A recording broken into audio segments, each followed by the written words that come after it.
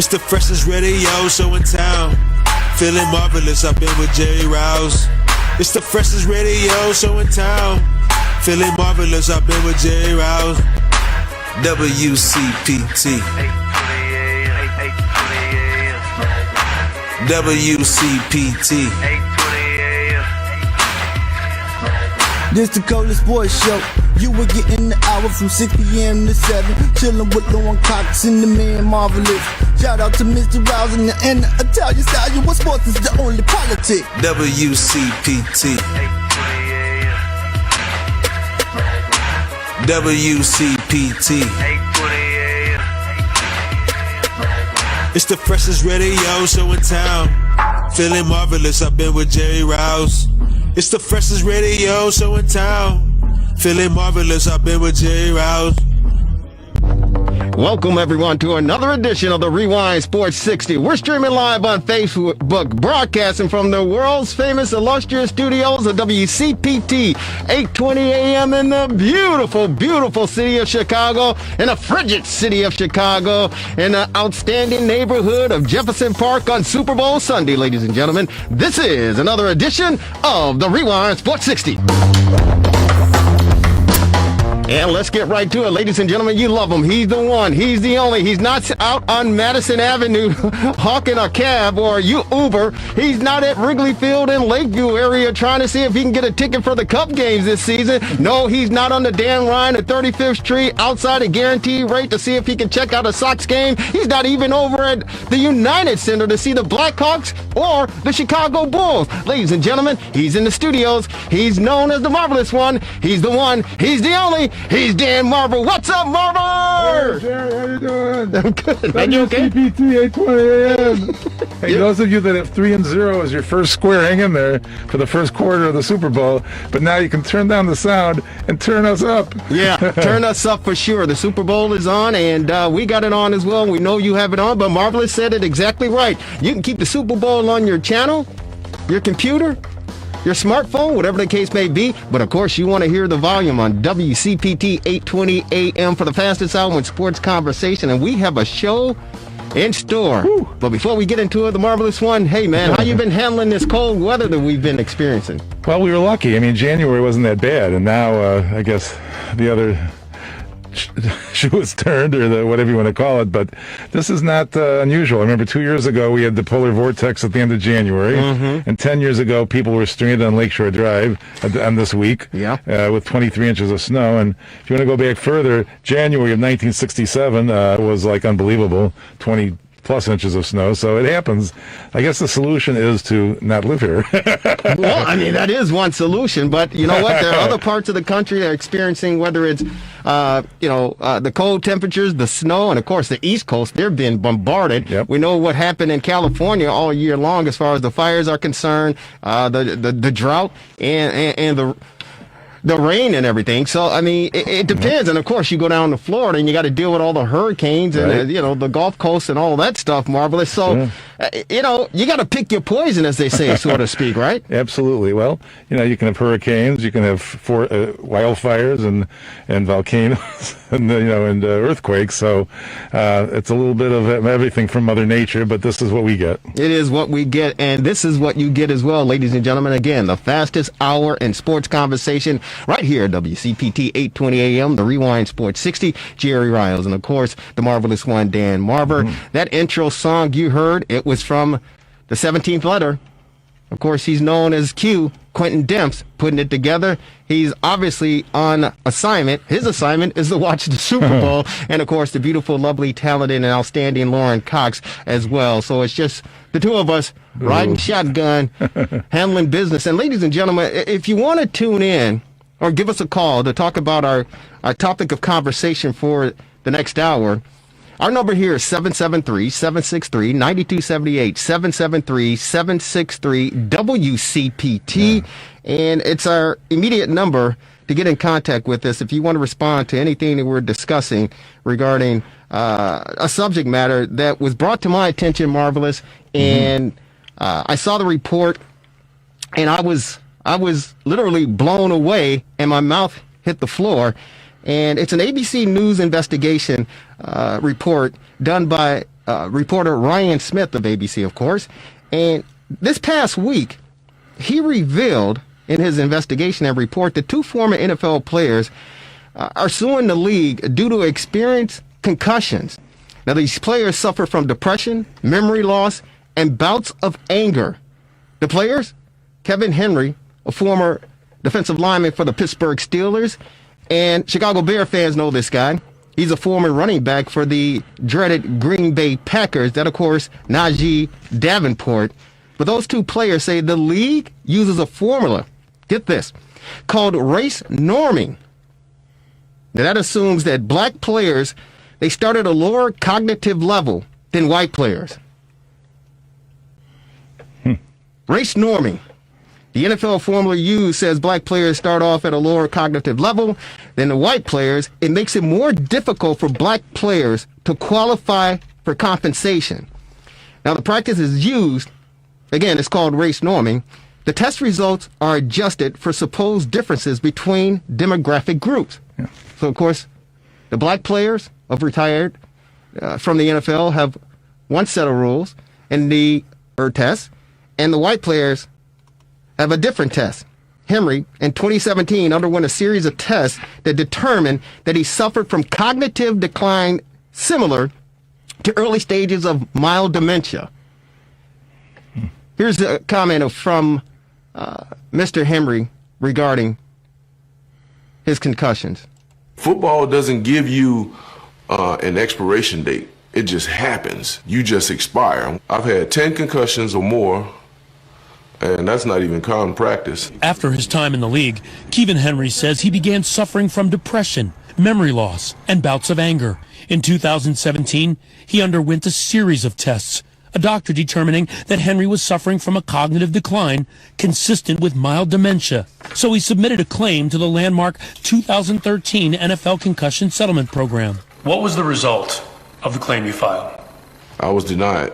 He was denied. That soundbite courtesy of ABC News, of course, the reporter Ryan Smith, and that was, of course, Kevin Henry, former defensive player for the Pittsburgh Steelers, commenting on the case. Now, an NFL administrator claimed there were issues related to validity to the test. The evaluation used inappropriate norms. The concussion settlements, the 2 players accused the NFL of racial double standard. I hadn't heard this before. The NFL says the race norming formula is optional, but they also go on to say that clinicians who test the NFL players say they are required by the league to use the formula. Race norming was put into a place and is used to eliminate the amount the league has to pay out. Get this, folks. The amount the league has to pay out to former players who file concussion claims. So this is implemented. It is put into place so the NFL are selective as far as who they're going to pay money to. Some clinicians admit they were told to discriminate against a black player filing claims using this formula. The NFL says the lawsuit is entirely misguided. They also go on to say that race norming, known as demographic correction, is recommended but not required. The NFL goes on to say the concussion settlement program was agreed to by all parties with the assistance of expert neuropsychological clinicians. It relies on widely accepted and long-established testing and scoring methods. Yeah. Now listen to this. 3,000 claims have been filed. There are 3,000 former NFL players who filed claims against the National Football League. Out of those 3,000 claims, 1,200 were paid out, totaling nearly $800 million. But no demographic data, marvelous, was available. So you don't know who received the compensation of those 1,200 players who got paid. You just don't know who they are. And based on this, it's pointing to the fact that the white players were able to collect, the black players were denied. Now, these 2 players are currently waiting on the judge's ruling on the NFL's motion to dismiss this case. You'd think the name of the players could be obtained with freedom of information. You know, it's not like a secret document. Well, that's the point, though, Marvelous. This is an exclusive, independent investigation by ABC News and Ryan Smith. So he brought it out this past week. I believe the report came out on Thursday. So it's definitely going to gather legs and wings and take off. And you can believe there are going to be other players that get wind of this, and they're going to be filing lawsuits collectively against the NFL regarding this matter. Because it's first of all, it's surprising to me that this sort of thing is put into place, race norming. It's unbelievable to me. Well, even Congress might get involved. Senator Ron Wyden of Oregon is apparently, he's saying that if ABC is reporting as true, the NFL has apparently pressured doctors to disqualify black former NFL players from benefits they earned, Wyden told ABC News. Shortchanging former players based on their race is both racist and rank hypocrisy. So maybe Congress will get involved too. Well, I'm sure Congress will probably get involved, but as far as doctors are concerned, we're pleased to join on our TRS60 hotline, ladies and gentlemen. He's a neuropsychological psychologist, and he is Dr. Charles Gooden, PhD. He's a professor at NSU's College of Psychology. His research interests include the neuropsychology and head injury, stroke and multiple sclerosis, neuropsychological and personality assessment, rehabilitation and community reintegration following brain injury, neuropsychology in childhood and in school settings, learning disabilities, hyperactivity, and general assessment. Dr. Charles Gooden, he was named the COP Professor of the Year. He's on our TR60 hotline. Doctor, welcome to the Rewind Sports 60 on this Super Bowl Sunday. How are you? I'm fine. How are you? Doing very well, and we're trying to keep as warm as we possibly can. The temperature outside here in the beautiful city of Chicago right now is hovering around 5 degrees above zero, with the wind chill somewhere between 15 and 20 miles below. So it's frigid here. It's cold, but we're hanging in there, Doctor. Yeah, well, we had the problem of dropping into the 50s recently. So please. We know what it feels like. No, 50 degrees is like it's like summertime here in Chicago. Are you kidding me? But we thank you for taking some time out and appreciate your time joining us on the Rewind Sports 60. And I had to reach out to you because you were quoted in the story that was released or published or broadcast this past week on ABC News, by the reporter Ryan Smith regarding this race norming. And I had to reach out to pick your brain, so to speak, and ask you to explain all this stuff that's going on, because there are a lot of people, I'm sure, listening to the Rewind Sports 60 who are unfamiliar with this race norming, and I'm sure there are probably some current players who are unaware and some former players. So can you kind of get us up to speed as far as everything that's transpired and what this race norming is all about? Yes, it's all been, unfortunately, very complicated, but race norming started actually many years ago for the opposite reason that it's being used in the current state, is when black individuals were being overdiagnosed with schizophrenia or brain damage or significant psychological impairments, because the norms that were being used for white populations were not appropriate for the black populations. So in order to correct that, this was led by black psychologists. They came up with the idea of developing alternate norms for these tests. So as a consequence, when this testing began with the NFL, apparently someone suggested that we should use different standards for each group. The problem is that the testing was never intended to be used the way the NFL was using it. These norms are only advisory.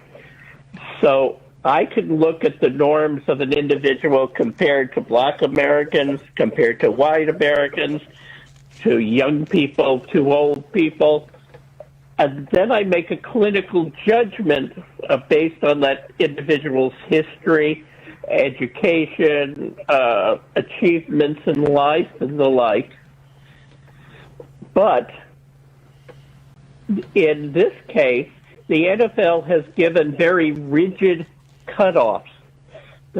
that doesn't allow for clinical judgment.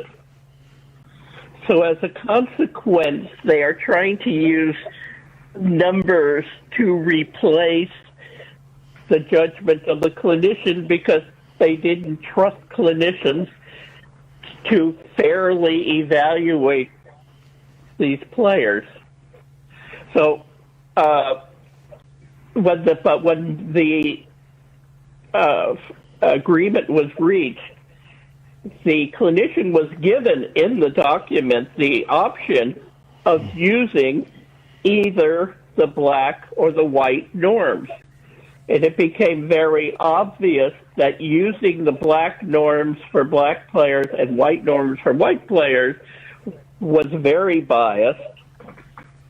And as a result, some of us, like myself, asked again to clarify that we did not have to use the black norms. And those norms also have other problems because of the way they were gathered and other issues related to them, which aren't important here. But when I started working with the settlement, the NFL, I was told, use the norms you think are the fairest. So I did. And when I did that, the people who supervised the settlement said, that's fine. And they pushed the clients through and said, yes, they're impaired. But when the NFL got to review it, their lawyers got to review it, they challenged cases where you use the general norms for everybody, but where the black norms would have made the person not qualify. They didn't care if you used the black norms and they still didn't qualify, or white, which norms if they didn't qualify at all. But in any case where there would be a difference, the NFL lawyers have challenged this. So when the NFL says you're allowed to use anything you want, they're not actually telling the truth. That it is possible that's the intention of the NFL itself, but it's certainly not the intention of their attorneys. They also challenged these results in the testing on a number of other reasons, which again, the person who supervises all this has approved what we did, but then the NFL challenges it in order to reduce the number of people who are allowed to be qualified for the settlement. I continue to use the same norms for everybody, but a lot of people felt pressured because they were being investigated just as I was when they didn't do it the way they really, apparently the lawyers really wanted us to do it. I said that I didn't care if they were going to investigate me. I was going to do it correctly or not at all. So that's how we got to where we are now. Well, congratulations to you, and thank you for standing your ground. And you know, you took an oath, I believe, and you know your ethics stood in place, and you stood your ground. So, congratulations to you. And we're on with Dr. Charles Golden. He is a neuropsychologist at Nova Southeastern University, joining us on the Rewind Sports 60. And our topic of conversation for the fastest hour in sports conversation is race norming in the NFL. Two former NFL players filed a lawsuit against the league, claiming that there is bias and discrimination in the testing regarding brain injuries and concussions. One thing that stood out regarding it, and thank you so very much for clearing it up as best you can, because I know a lot of people are still kind of in a fog and still kind of confused as far as everything that's going on. But the one thing that you talked about was clinicians who were feeling the pressure from the NFL lawyers, and they were threatened to be investigated. What would the NFL and the lawyers be investigating regarding this matter? Well, they would be investigating whether you were appropriate for being a tester in this program. And for some people, the program has ended up paying a great deal of their income, as well as they could challenge your reputation, which that that you're not doing the testing correctly. There's something wrong with your approach to testing, and both economic and reputation are issues that affect a lot of people. So you're actually saying that the National Football League and their lawyers said that you abide by, the option or the recommendation regarding race norming and using the individual testing for the African American former NFL players compared to the white NFL players, that you as a professional in your field could face some pressure and face some character assassination along with the monetary issues as well if you didn't follow protocol regarding the National Football League. Is that what you're saying? Those were the implications. No, but the people who actually supervised the settlement have always been very nice, and they bring back questions from the NFL lawyers. All of these questions have come through the NFL lawyers. In most cases, there are some others that come through another group, but the impression has been that, again, since I got involved in this controversy, I have not had any referrals, but that's become complicated because we also have COVID going on, so it's hard to make a reasonable statement, although I was told by one of the attorneys involved that my name is no longer on the list of people who were approved to do testing. I don't know if that's true or not, but that's what I was told. Dr. Golden, this is Dan in the studio. Let me circle back a bit. You evaluated Mr. Davenport in 2019, correct? But you evaluated other players too. Is that not correct? Yes, we've been evaluating paper. We have been doing it for about 3 years. And so, as a result of your evaluation, you determined obviously that an individual such as Davenport was cognitively impaired, and that race norming was merely a recommendation, but you did not apply the full demographic correction. It sounds like in the article. Does that sound about right? That's right. I treated everybody as if they were the same race. Gotcha. Okay. Hey, doctor, were you surprised to see this race norming when you were asked to do the testing, and that there were two different tests, one for African American former athletes and one for the Caucasian white athletes? Were you surprised when you saw this? Because me as a lay person, a media person, and someone following sports, I was surprised, to be honest with you. We're talking about 2021, and this sort of testing is implemented and put in place, and if you don't abide by it, you could suffer repercussions. Were you surprised when you saw this? Well, recognize that the same tests are used for everybody. It's just how they, for example, in the white population, a score of 10, to simplify this, might be seen as impaired. Whereas if you're black, you have to get a score of 7 or 8. You got to get a lower score before you're seen as impaired. The exact same test. It's just different thresholds that you have to meet in order to qualify as being impaired. So, yes, I was surprised at that, which is why I'd asked them the question of whether we had to use these norms, because I had questions about them. And again, I was told no. And as I said, the settlement people, both in Mr. Davenport's case, approved what I wrote and sent him through to be compensated. And the NFL is allowed one last time to object, and that's when their lawyers made that objection. Wow. So what's the next step? And it's interesting because, the former Pittsburgh Steeler defensive player, Kevin Henry said, hey, you know what? Listen, we're out there playing football just like the white guys. We get hit. They're not hitting us lesser because we're black or more because we're black. It's a car crash, every play. He said, we're getting hit hard. We're getting tackled the whole 9 yards, comparable and equal to our colleagues, our white, teammates and the opposition, yet they're tested differently. And I mean, that's a valid point because listen, concussions, they don't, it's like this virus, it doesn't select, hey, you know what, I'm going to take care of you because you're black. I'm going to make it more extensive because you're black. No. When you get hit upside the head playing, in my opinion, the greatest sport in the world, but the most violent and dangerous sport in the world, we've seen a lot of players who have suffered a lot in their daily life after leaving the game. And it's just surprising and appalling that the National Football League would put something in place like this and not just judge everyone equally and fairly. And it's very disappointing, to be honest with you. Any comments regarding your thoughts on the division as far as, concussions are concerned?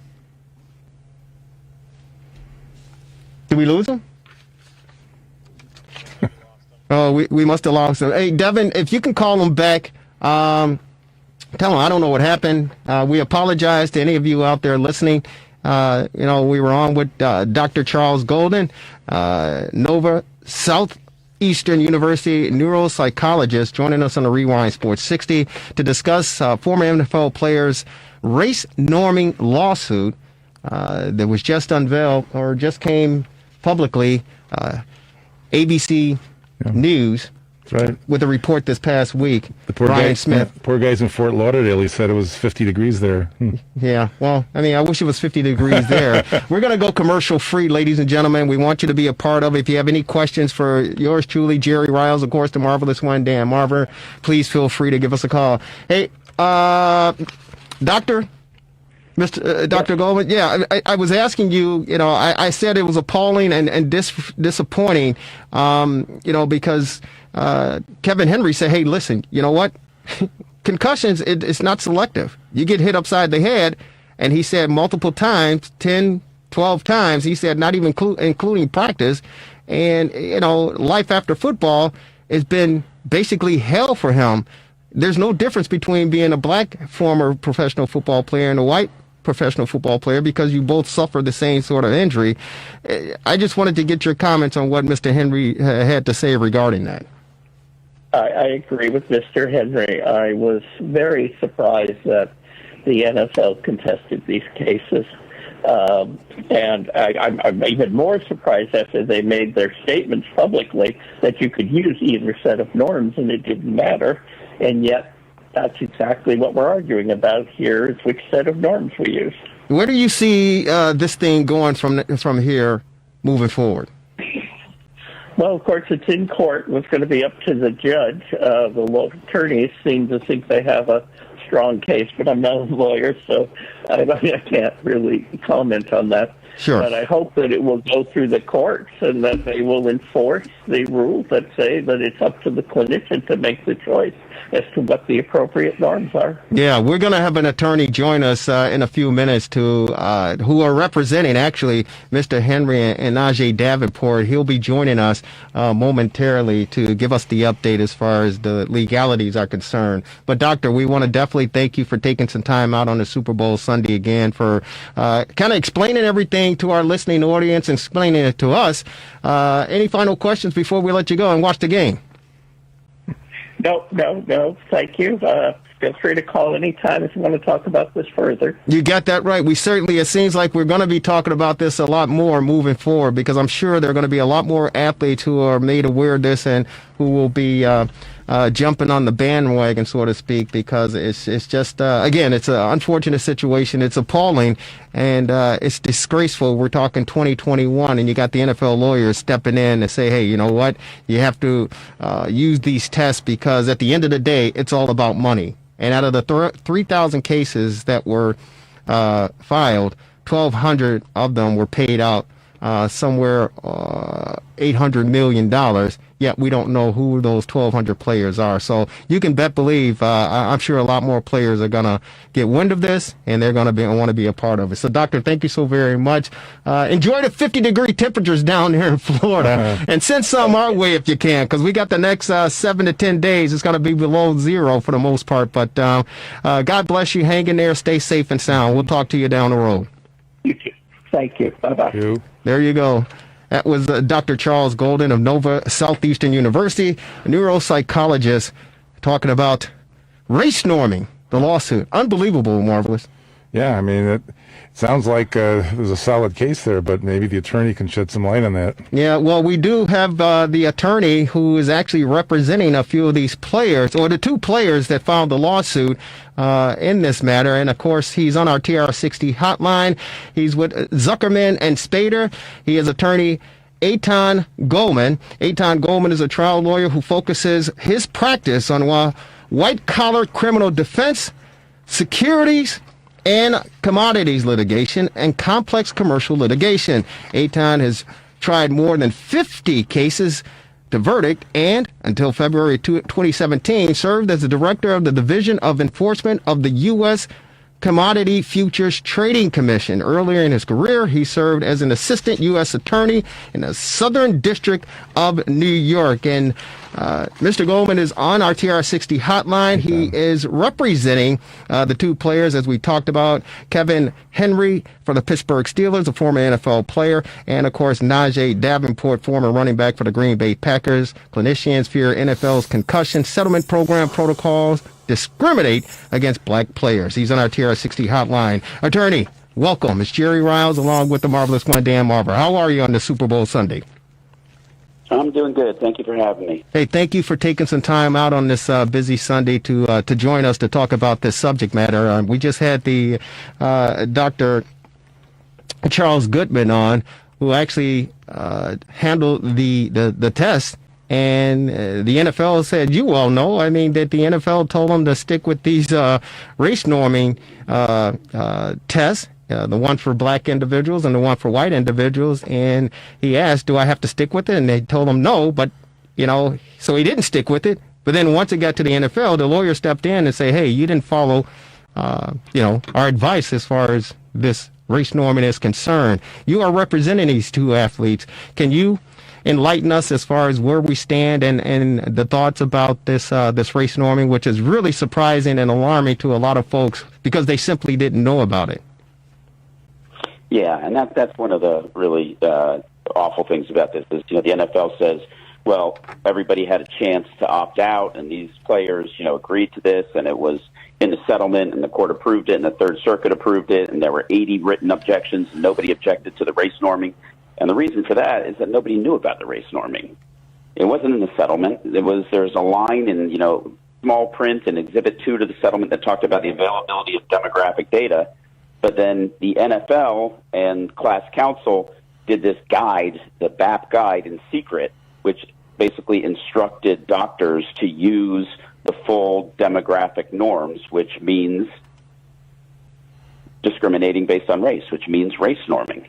And, Dr. Golden, like some other doctors, decided not to do it. And while the NFL now is saying the doctors don't have to do it, they can use their own clinical discretion, that's just not true because the NFL appeals whenever the doctors don't use it and a black former player gets an award.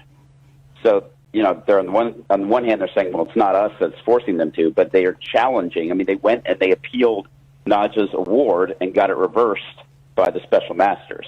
So it's not really up to the doctor's clinical discretion. It's the NFL trying to save money by making it harder for African-American former players to recover from their damage. And these people, some of them are really profoundly disabled. No, there are a lot of them that are disabled. I know, Reeve Sorey, who played with the great late Walter Payton. He's a offensive lineman. Today, he's in a nursing home, and he's almost basically bedridden, and most of it due to his playing days in the National Football League. And we're talking about the 70s. And the luxuries that these players have today, they certainly didn't have that back in the 70s. And as you all know, these players were told, hey, you got an injury? You got a concussion? No, how many fingers you see? I see 2. When there's 3, they say, get your butt back out there. And now you're absolutely right. These players are suffering, whether it's from, mild dementia, whether it's from knee replacement or hips or whatever the case may be. They're suffering because of the game that they love, and it's appalling, it's disgraceful, and it's just sad and disappointing that the National Football League in 2021 would even have something like this in place black and white. That's almost like the Jim Crow, where, the water fountain. The black water fountain is over here, the white water fountain is over here. It's unbelievable that this is even implemented. And for doctors such as Dr. Charles Gooden to say, I'm going to stick to the, my game plan, my teaching and my education, and then to be, reprimanded. And he said some of these doctors are being investigated, if they don't go along with the protocol. It's unbelievable. It's truly unbelievable. Now, how did you and your law firm get in contact or get a hold of these two players, Kevin Henry and, of course, Najee Davenport, regarding this race norming lawsuit? Well, we represented some former players in the original lawsuits. A partner of mine represented Mike Webster, who's the Pittsburgh Steeler great, and just got to know some of the other lawyers. And then we heard about this, I don't know, about a year ago, and we really couldn't believe it was true. But we did some research, and it turns out that it is true. It's completely egregious. I mean, you talked about this being like Jim Crow. I mean, this is what Jim Crow looks like in 2021. It's not it's not big signs hanging on water fountains saying blacks can't drink here. It's this discrimination that's embedded in software. So you have two former players, one white, one black, same age, same gender, go in, take a test on a neuropsychologist office. They get the same exact raw score.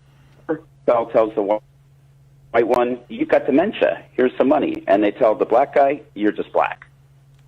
I mean, it is that simple and that egregious. It's unbelievable. It's unbelievable. Yeah, it really is. It makes your jaw drop when you hear about it. When I saw the report earlier this week, I couldn't believe it. I seriously couldn't believe it. And of course, the next day I had to give you a call to see your availability to come on to talk about this, because I was the investigation by ABC News, and congratulations to Ryan Smith on the work that he's done and put into this to reveal this. But I was just beside myself when I saw this, and I said, we certainly have to discuss this. So I appreciate yourself, Attorney Aidan Goldman, coming on to discuss this with our listening audience. Hey, Mr. Goldman, this is Dan in the studio. I'm looking at the complaint. Is this the one in the United States District Court for the Eastern District of Pennsylvania, Davenport and Henry versus the NFL? Is that the one that you're involved with? Or is there, yeah. I mean, the concussion settlement was reached in the Eastern District of Pennsylvania, right? Like, there were many, many different lawsuits for guys who had suffered concussions against the NFL, but then they all got consolidated as one class action before a judge in Philly, the Eastern District of Pennsylvania. So we brought a couple different matters last August. On the same day, we filed a Article 27 motion within the settlement, where we basically said to the judge, look at a settlement. It does not require what the NFL says it requires. And then we also brought a 1981 lawsuit, and that's just the Civil Rights Act, saying that you can't discriminate against people. So has COVID slowed down the process, or where does this stand now? Well, the judge actually dismissed without prejudice our Article 27 motion, which we've appealed to the Third Circuit, and we're waiting to hear about that. And then the 1981 lawsuit, we've got a hearing, I think, in March. So it has been slowed by COVID, but, the wheels of justice are continuing to grind, even if kind of slowly. Yeah. Do you see more players getting involved with this? Because, again, I'm sure there are a lot of them who are unaware, and we know some former players. We have one here, Quentin Demps, who's a part of our broadcast team. He's not here, of course, today, but he played in the league for 10 years, and I'm sure he's got some issues. I know some other former players who played on the '85 Bears team who, some are doing well, remarkably, but others are still, they're suffering. Jim McMahon, we know, won a suit regarding concussions from the league, and maybe he was one of the 1,200 people out of the 3,000 that got compensation for this. Do you know anything about that? I don't know specifics about that. I mean, the NFL has all these statistics, and one of the things that we're asking for is the numbers and the comparison between how hard it is for a black former player to get an award versus a white former player.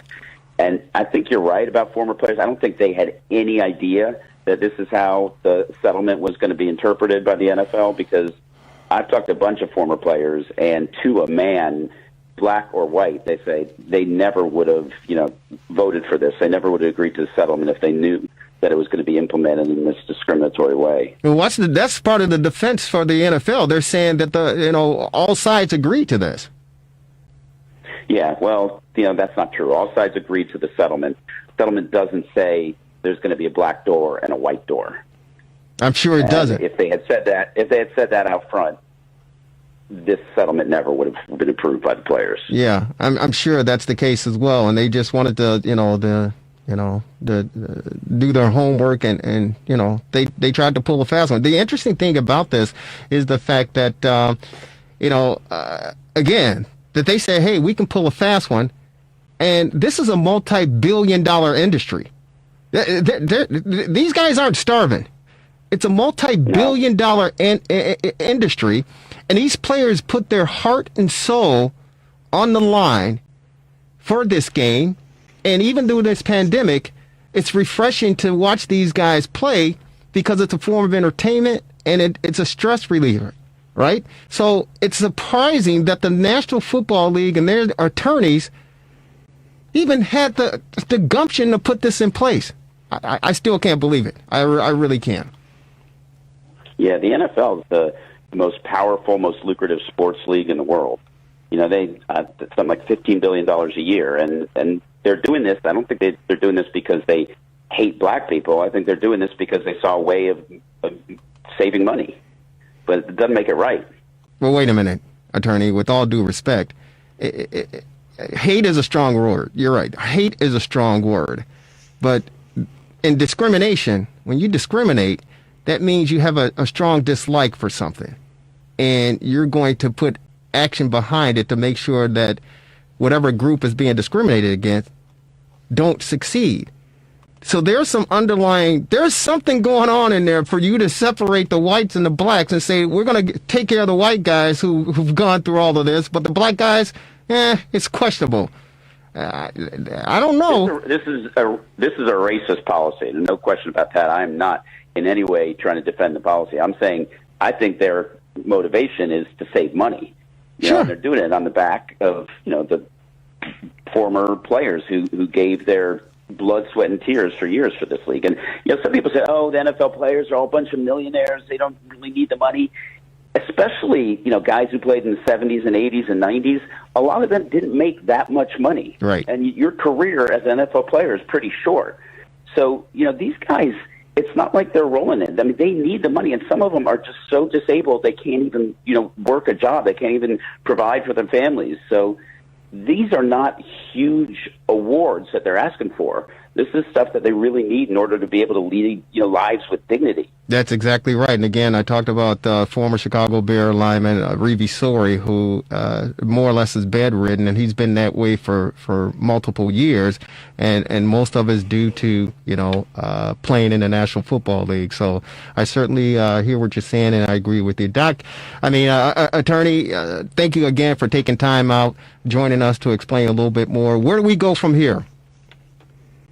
Well, the NFL is wrapping themselves in the mantle of Black Lives Matter and anti-racism, so we're hopeful that eventually they will, see the light and do the right thing, and if not, we're just going to have to, keep litigating until we win the case.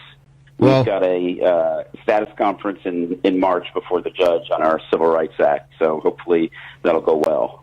Well, attorney, you have our blessings here. You have an open forum. Anytime you want to join us to elaborate and keep us up to speed, the door is open. We really appreciate you taking on this battle for these retired players who are really, really needed. And God bless you. Keep up the good work, and we'll be in contact. Thanks very much. Thank you so very much. Ladies and gentlemen, attorney Eitan Goldman with Zucker Spader out of New York and Washington, D.C. on the race norming lawsuit filed by two former NFL players, of course, African-American, Kevin Henry with the Pittsburgh Steelers, and, of course, Najee Davenport, running back for the Green Bay Packers. Marvelous? I'm sure the last thing the NFL wants to do is have a racist policy exposed. I mean, that would be rather foolish of them to not knowingly do such a thing. So it is quite puzzling. It is quite puzzling. And again, great work by Ryan Smith of ABC News for doing this investigative reporting and bringing it to light. Because again, I definitely know fans were unaware of this, and I know that there are a number of current players and former NFL players who totally are unaware of this, and the attorneys for the National Football League felt, hey, you know what? We could pull a fast one. And they agreed to it, and before they know it, boom. It's boom. But the bad thing about it is these doctors, these neuropsychologists who are doing the testing, when they say, hey, we're not going to follow your protocol, they're being reprimanded and challenged. Yeah. Which is, that's a form of bullying.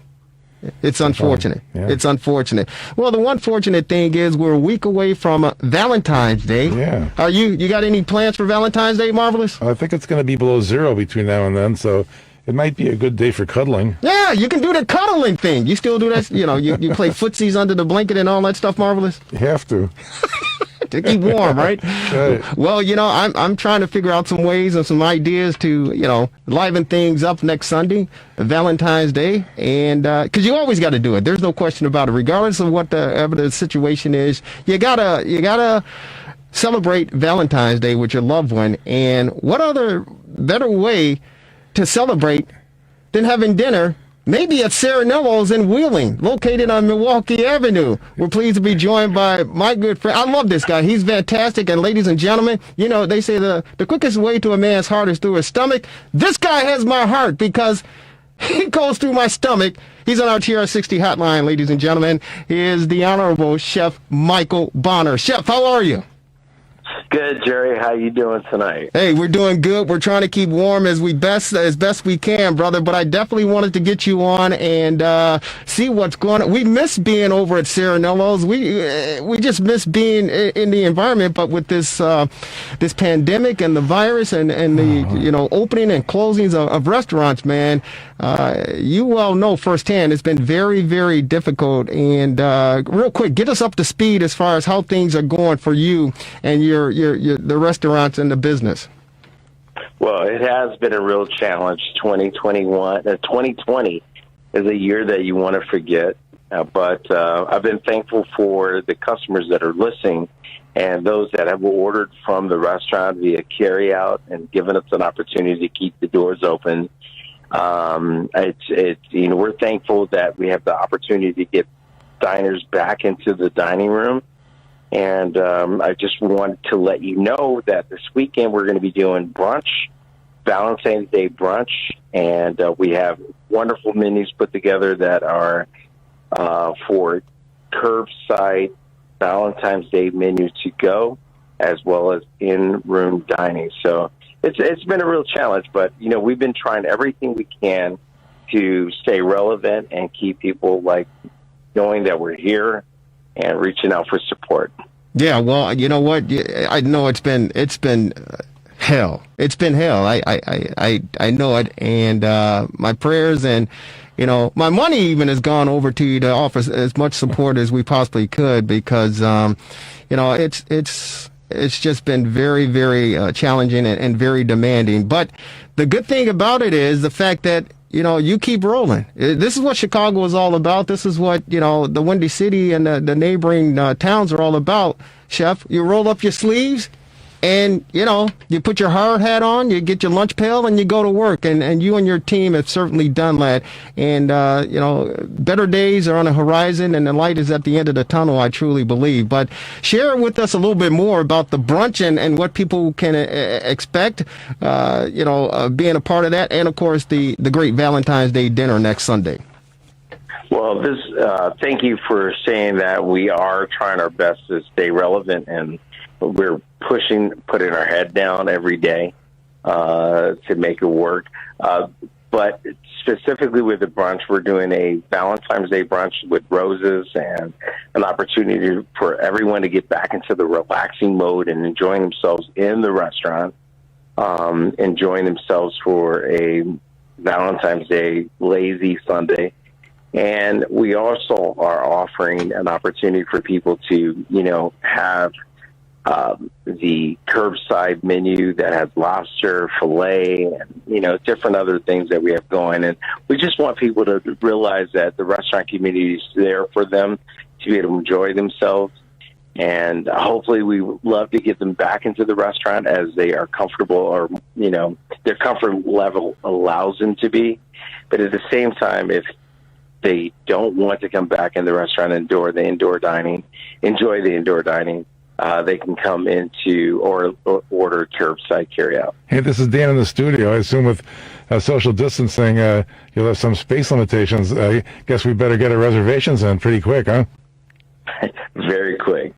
But we're taking precautions. I mean, we are spacing tables. Also, we're just not allowing too many people in the room so that people feel safe coming back into the restaurant. But at the same time, we want people to enjoy themselves and have a good time. And I know that we all miss being in a restaurant and enjoying ourselves. Hey, Chef, is there a minimum time limit for people if they want to dine in? We've been paying attention to that. I mean, we say an hour and a half, but if you go over that, we're not going to police you. Just come in and enjoy yourself inside the restaurant, and we'd be happy to serve you. No. So what time do you start serving on Sunday? Serving starts on our Sunday brunch opens at 10 o'clock, and it ends at 2. We are accepting carry-out orders for curbside for the menu that we put together with the filet medallions and the lobster raviolis. You can pick those up starting Thursday, Friday, as well as Saturday. And in-room dining, you can come in. Restaurant opens at 11 o'clock, and we close at 8 o'clock on Sunday. And Chef Michael Bono at Serenello's, let us entertain you in Wheeling. Real quick, you've incorporated or added some pizza into your dining. Is that accurate?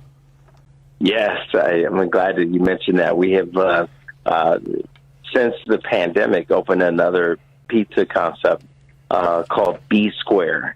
And it's a Detroit-style pizza that we're doing in the restaurant that features that classic square, crusty corners, airy, light, crispy crust. And you can order it for delivery out of the restaurant, B Square Pizzeria. No, it sounds good, brother, and I definitely want to get my hands on one of those things as well, for sure. Right, Marvelous? Yeah, better call in quick to get my reservation.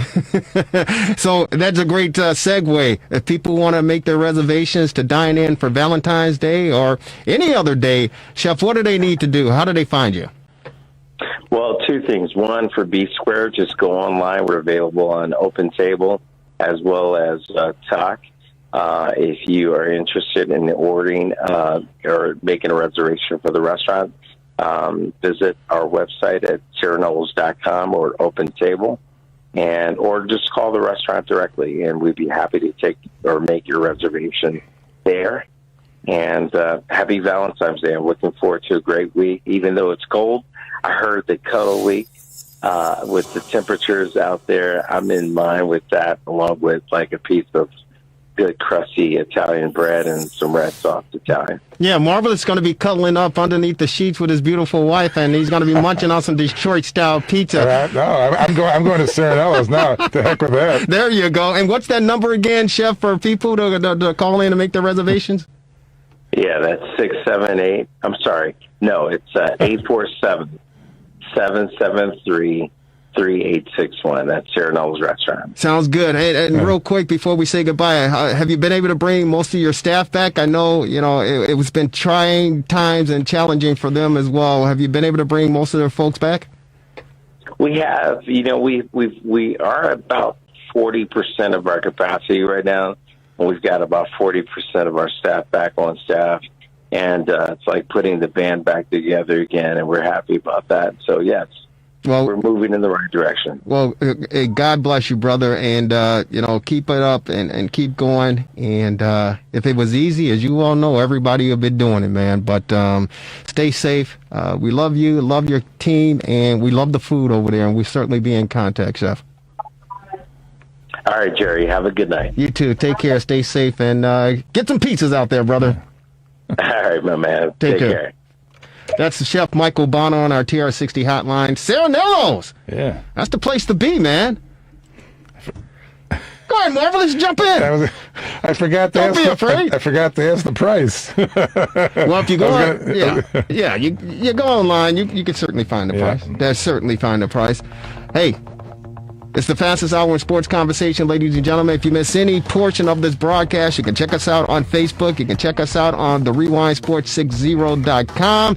And, of course, on Wednesdays in the northern suburbs on Comcast Access, Channel 17, Channel 19, Channel 35 at 7 p.m. sharp. Any closing thoughts, Marvelous? No, you can turn the volume back up. The GOAT is performing his magic again today with 2 minutes to go in the half. Yeah, well, the Kansas City Chiefs get the ball in the second half, and you know what happened last year. That's right. Mahomes, talk about magic, man. He brought the magic out in the second half, and, of course, wins the Super Bowl as well as the MVP title. Ladies and gentlemen, enjoy the Super Bowl. Enjoy your rest of your evening. Enjoy the week. Stay warm. We love you. Hang in there. Thanks to our esteemed executive producer. He gets an E. Executive producer, Devin Tingle. Ladies and gentlemen, it's another edition of the Rewind Sports 60. Take care. Have a good one. We'll talk to you next week. Goodbye, everybody.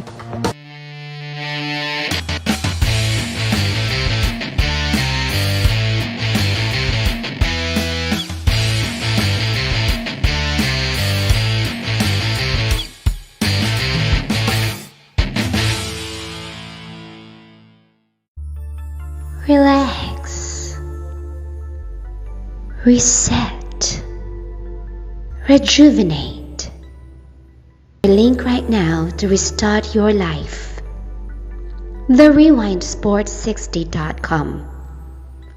What are you waiting for? Hope to see you soon. The Rewind Sports 60.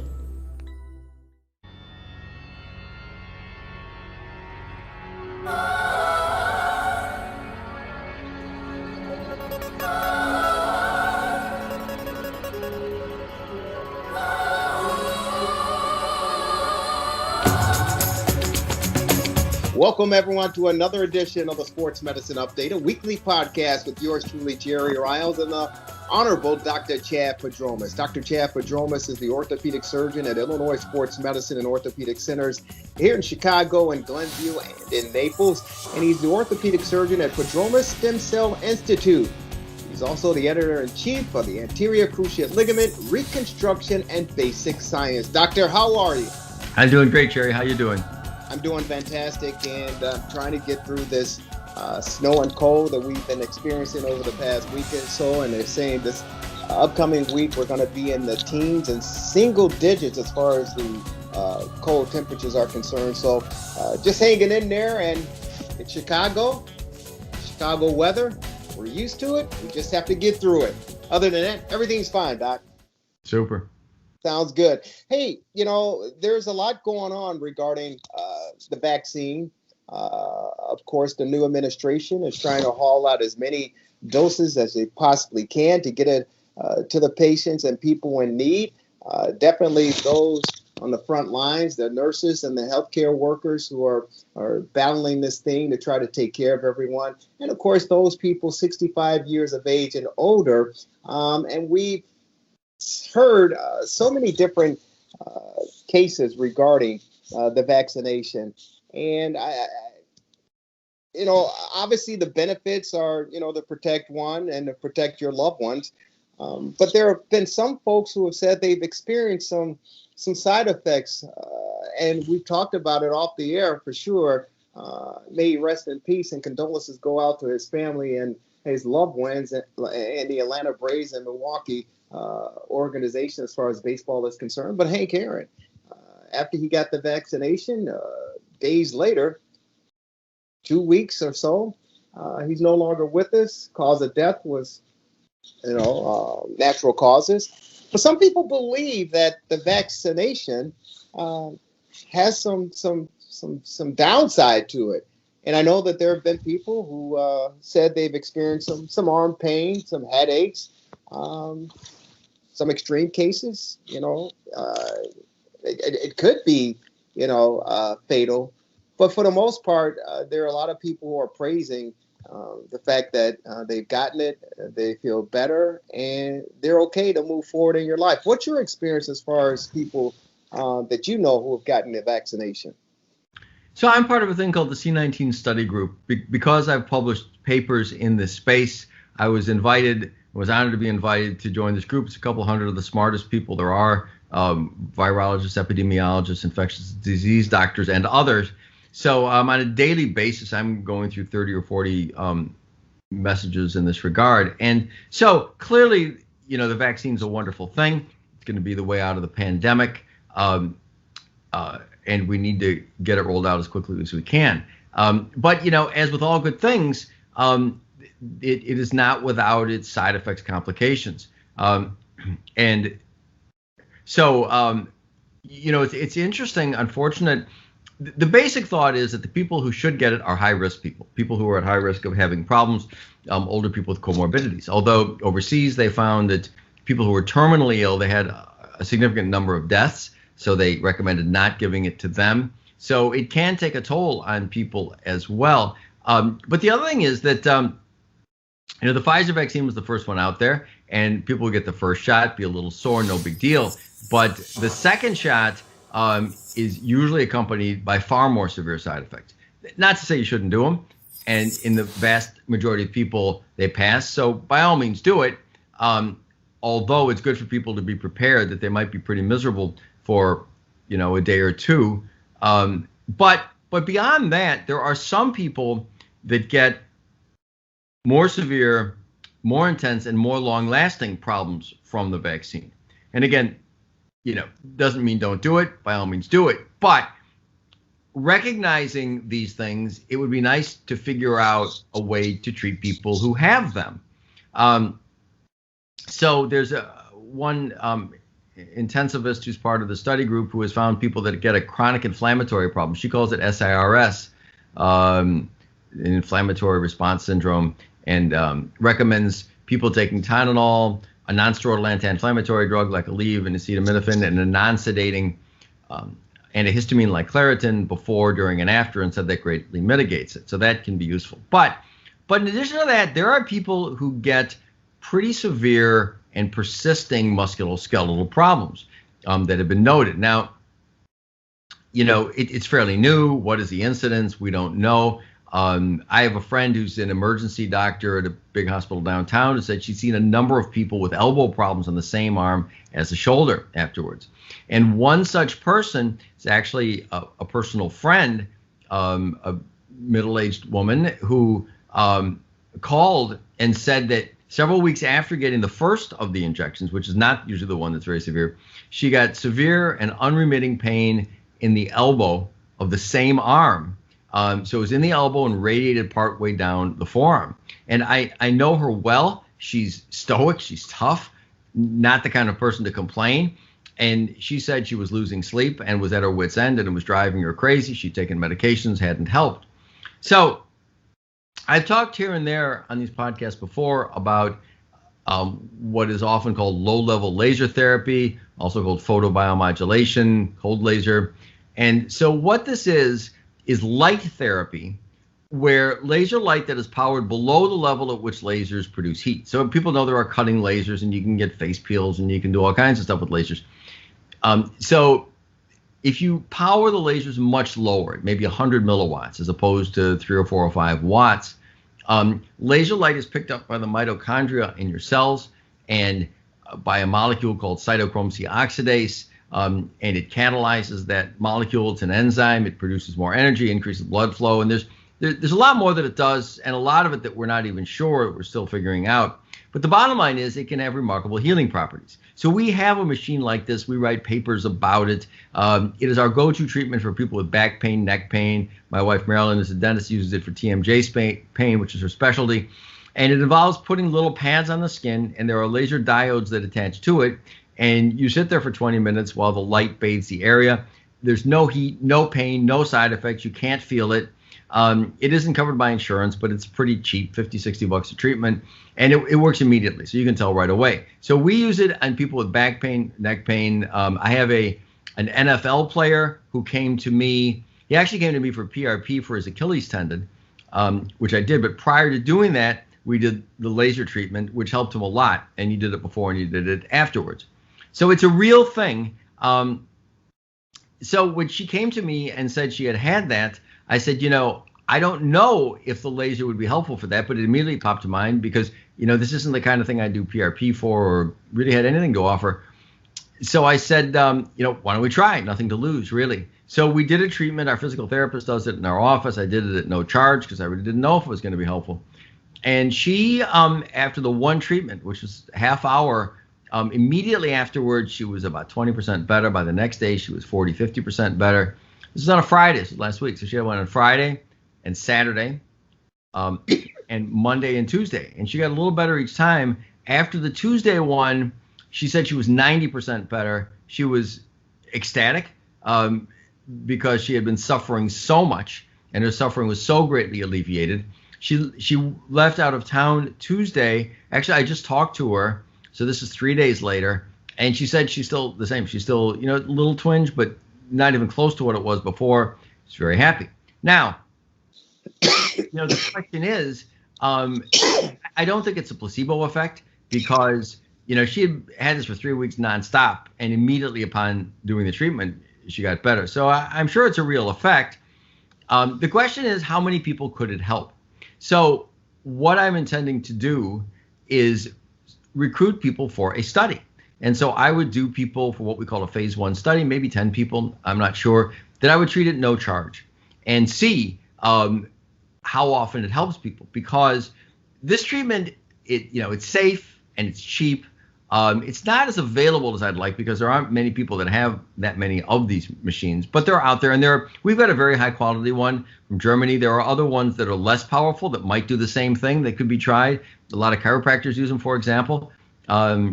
We have what's called a class 3B, which means it's powered from 5 to 500 milliwatts. There aren't that many of those out there. There are a lot of class 3A, which is 0 to 5 milliwatts. But they might work too, So I think it would be hugely beneficial to the public health if we were to identify if this were widely applicable for this problem, because obviously we're getting, millions of people getting hundreds of millions of people ultimately getting vaccinated, and getting repeat vaccinated, and we might be getting vaccines yearly more often than just once. And so these side effects are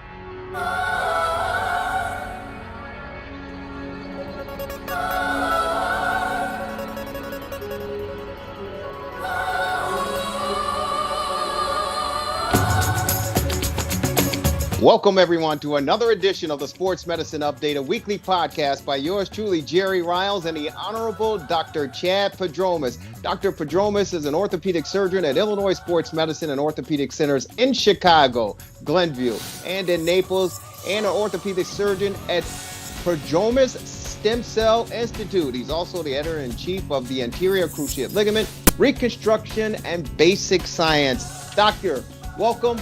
How are you doing? I'm doing great, Jerry. Thanks. How about you?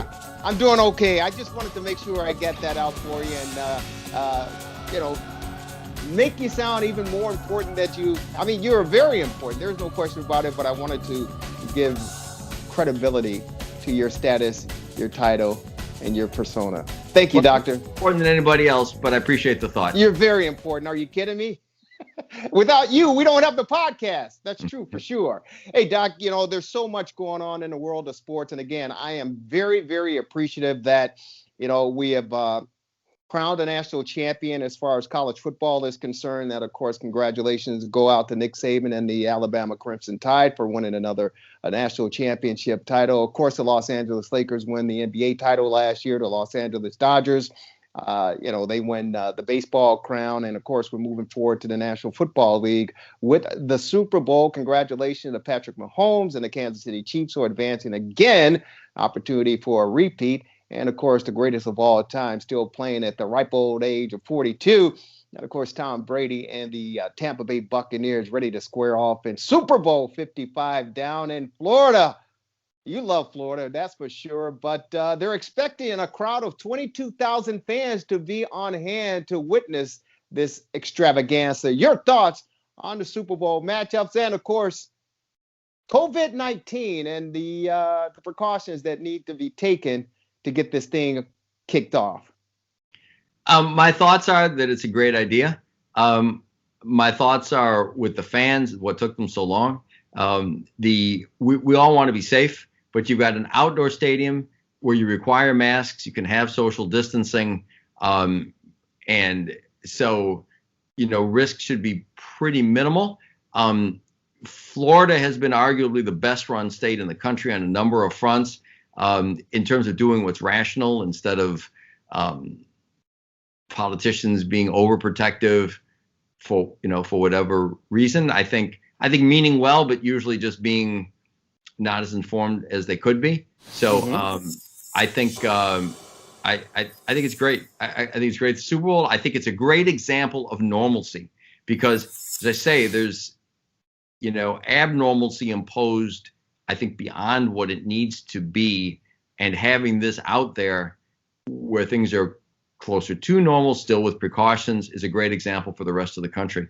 No, I think it's great as well. But again, when you talk about the great United States and the independent states as far as how they tackle handling COVID-19 and the virus, here in Illinois, we know that the numbers are continuously going down, and the vaccines are available, although it sounds as if they're running short. But as you talked about, the state of Florida just continued to move forward and plow through this. And of course, they're going to be hosting the Super Bowl down there. 22,000 fans. I mean, do you trust people to be responsible? I know we've seen fans in the stands at some of the collegiate games around the country and, some professional games, but 22,000 fans enjoying the biggest game on the stage. Yeah, I do trust people, and I wish politicians trusted people more than they do. There are going to be a few people who aren't going to wear a mask, right? It happens. But, you look around and people, not only I think are most people responsible, I think most people have gotten so terrified by the media portrayal that I don't think it's a problem. As I said before, it's an open air stadium. You can socially distance. You wear masks. I think it's going to be fine. So here's the big question, Doctor, and it's again the media, the news media, which I'm a part of. I've seen it swayed in both directions on both sides with this new variant that's hit the United States. From the UK, now out of South Africa, saying it's more contagious, and the social distancing that we're practicing now, minimum 6 feet, that with this new variant, this new strand, that we may have to take more precaution, i.e. double masking. And it's already hit certain states, South Carolina, here in the state of Illinois, and other states around the country. Do you see that being somewhat of a problem by next week when we get to the Super Bowl, that it may have to have a little bit more focus and attention placed on it? So, Jerry, I don't. I could be wrong. And obviously, I hope it's not a big problem. But this is just one more in a continuous stream of items about new things that purport to say that things are going to be horrible. And so far, they've turned out not to be. I gave the example before about the well-meaning doctor, I think, at Penn State, who said that something like a third of the football players are going to have heart problems from this, and they don't. I think more contagious doesn't particularly matter. If it were more deadly, that might matter. But nobody said that. So I think it's just, I think it's a combination of a lot of unfortunate factors. I think bad news sells. It's like I'm kind of weird analogy, but I don't even listen to the weather in Chicago anymore because, every year, 3 times a year, we're going to have a blizzard of the century and it's going to be horrible. And it's, and I don't mean to minimize it. And there are people that get affected by it, but I don't know, it's Chicago, it snows and it gets cold. And so you just prepare but bad news sells, right? So I think saying, wow, we've got a new variant, as a teaser for the evening news, it sells. So not necessarily blaming the media. The media's always been that way, so there's that. I think that I've said it before. I think that there are a lot of politicians who get carried away with their own authority. And so I think these provide excuses for them to do more than they should. And, you can go beyond that to various things that sound like conspiracy theories and who knows, but, it's kind of a fact. The more negative things you put out there and the more you shut down society, the more small businesses go under. Now, that's everybody publicly agrees that's a bad thing, right? Mm-hmm. On the other hand, there are some corporations and some people that are doing very, very well from this, right? And so there are conspiracy theorists out there who kind of think that it's a semi-permanent situation to make us like China and in Asia where they wear masks forever, and that there's always a new variant, there's always a new this, there's always a new that. So the history of this thing has been so egregious and so horrific, as I mentioned last time, with overstating the death, starting with Neil Ferguson at Imperial College and his terrible track record on models and then applying a bad model to this. So I haven't seen anything that leads me to think that things are going to be significantly worse as a result of this variant. I mean, and going back and not to be too long-winded here, but there are real consequences to alarmism. I brought up about poor Governor Cuomo of New York. I'm sure he's a nice man and I'm sure he loves his constituents, but his action to force people out of hospitals into nursing homes, everybody agrees, I think, resulted in many, many unnecessary deaths. Now, I'm not saying I think his action did that. I don't necessarily blame him. I certainly don't blame his motives. But think about this. Why did he do that? He did that because people were estimating that the hospitals were going to be so overwhelmed, we'd have no respirators and no ICU beds that you had to clear the hospitals in advance of it. Well, it turned out to be not even close to being true, right? They brought that Jacob Javits ship in and all this, and they had more than enough. President Trump, love him or hate him, made it a point to get enough ventilators, and nobody's been short of ventilators, So there are Democrats, Republicans working together. But my point is just this. You can just say, well, better to be overly cautious, but alarmism has definite consequences. So alarmism in that case, false alarmism, resulted clearly in thousands of deaths. Not questioning anybody's motives, but it did.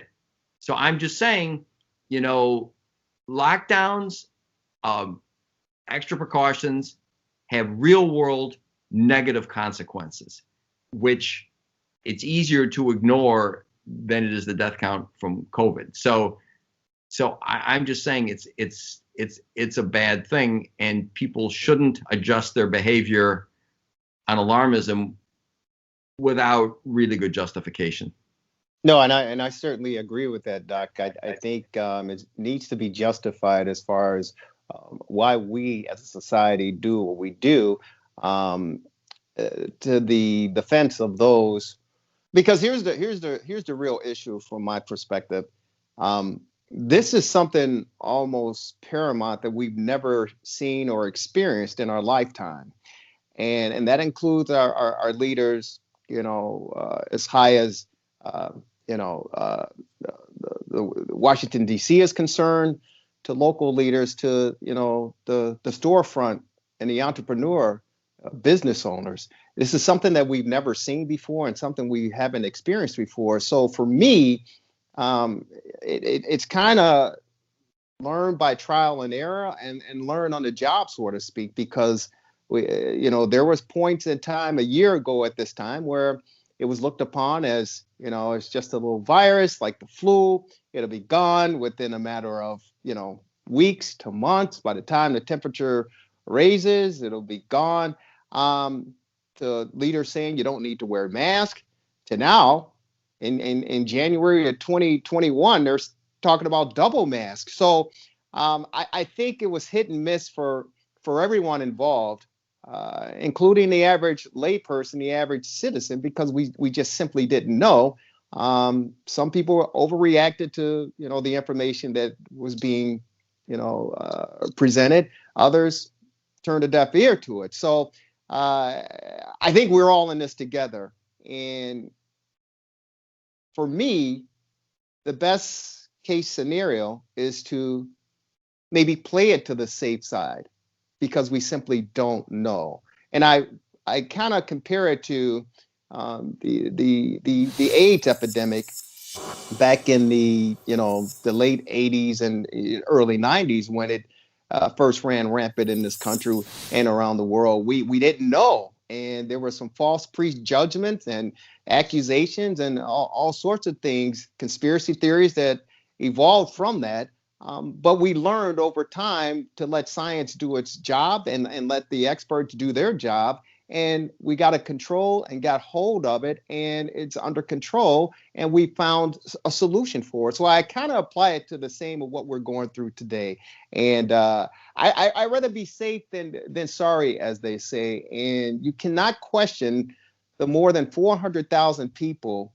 Boy, I guess you can, but the more than 400,000 people that have died from this virus. Whether you believe the number and the cause is another concern, but as of now, we're on a record of reaching 450,000 people to die from this. So for me, and again, I applaud those in the sports world that we were able to watch from collegiate sports to professional sports on weekends to take our minds off of this. But I would not want to be in the shoes of these experts and these scientists, because they truly, in my opinion, don't have the answer as well. And they're learning just like we are as we go. My prayers are in hope that we can get control of this thing and get back to some new normalcy. This question, you said be safe. Question for you. Do you think that people, when they lose their business, have adverse health outcomes? Do you think that there's depression and suicide and drug addiction and people failing to go in for health checks and living poorly and gaining weight? So do you think there's a consequence to excessive lockdowns? Yeah, of course there is a consequence. I got a good friend of mine, and he runs Let Us Entertain You. He runs a restaurant in a neighboring suburb of here in Chicago. And when everything shut down, I physically saw his mental state and physical state change because of the pressure, because his livelihood and those that he's responsible for. So I certainly know that it has an effect on those people involved. And I know that there are people who were happy that the state here in Illinois was allowing in dining again. There were employees crying that they were able to get back to work. So I know the effects that it has, but I also know those individuals who won't be saying hello to family members or friends because they didn't listen to the warning signs, and that individual is no longer with us. There's a family down in Texas ignored the warning signs and everything of the virus, and 7 members, they had a party, and 7 of those family members succumbed to COVID-19 and the virus and are no longer here. So it's a double-edged sword, in my opinion, and it's almost a crapshoot or a roll of the dice. How do you approach it? How do you tackle it? I think the NBA did a fantastic job last year by having the bubble and staying strict and stern on the players' comings and goings. Now that they're out and available to travel and go here and there, we see that there's a different approach and a different effect as far as what's going on. So it's a very, in my opinion, very, very difficult decision to make. And I think we all personally have to make that decision, what's best for ourselves and our family and those that we come in contact with. And I'm hoping that, again, the light is at the end of the tunnel and we're close to getting to that light. So the thing of it is, the basic point is that lockdowns haven't helped. And they've compared places that have them and places that don't, and they just don't help. Excessive restrictions just don't. You get consequences, you get deaths, you get suicide, you get mental health problems, you get more cancer deaths because people don't go in for their checkups because they don't want to leave the house. So lockdowns kill people, kill lots of people. That's the one end. In the middle, social distancing, probably masks are good. Okay. At the other end, the things that really would help dramatically are being suppressed. There's treatment that works. Hydroxychloroquine clearly works. Ivermectin clearly works. I had a patient call me today, and I'm heavily involved in this, as you know, and he didn't know anything about it. He said, "Hey, ivermectin's used all over the world." There was a recent court case where a family wanted to get treated with it. The hospital said no, and they sued, and the judge said, "You got to let them," and another place as well. So, why should that be? So what I'm trying to say is this: the middle ground, common sense, mass social distancing, absolutely, and some restrictions, absolutely. But on the one hand, the overreaction kills people, absolutely kills people. So you can't just say be safe, let's overreact and shut down. You're killing people. You just are. So it just shouldn't be happening now. And on the other end, there are things that we could be doing to save lots of lives that aren't being allowed.